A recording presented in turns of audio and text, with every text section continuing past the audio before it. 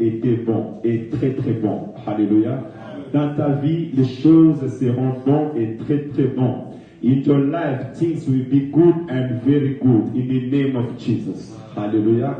L'Éternel ne t'avait pas créé pour que tu sois errant dans ce monde. L'Éternel ne t'avait pas créé pour que tu sois maladif dans ce monde. Mais l'Éternel t'avait créé pour que tu puisses refléter sa gloire.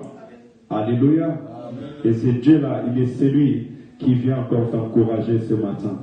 Et te rappeler qu'il est celui qui réellement te rétablit. J'ai une question à poser à une personne ce matin. Pourquoi tu ne pries pas? Et pourquoi tu ne gênes pas? Je te pose dans ton cœur maintenant. Pourquoi tu ne pries pas et pourquoi tu ne gênes pas? L'Église est en jeûne et prière.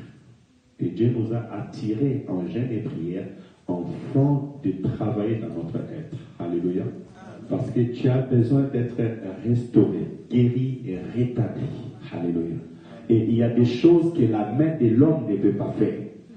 Il y a des choses que les pensées de l'homme ne peuvent pas faire. Il y a des choses que ton argent ne pourra pas faire.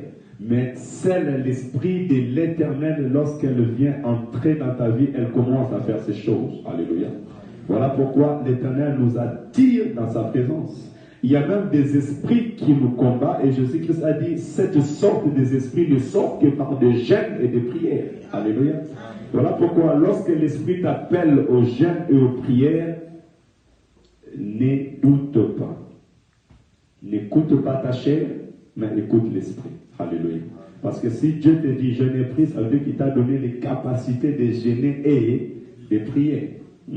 Que c'est lui qui a les oreilles pour attendre ce que l'Esprit dit à l'Église. Nous sommes dans le jeûne et prière des 40 jours. Et aujourd'hui, nous sommes au 12e jour. Que le Seigneur soit glorifié. Et hier, on nous a dit, nous devons persévérer dans la prière. Nous devons importuner le Seigneur dans la prière. Alléluia. Parce que cette femme qui est venue frapper à la porte de sa voisine, le Seigneur a dit que cette femme, quand elle a frappé, le maître de la maison avait dit, actuellement, nous dormons, c'est trop tard.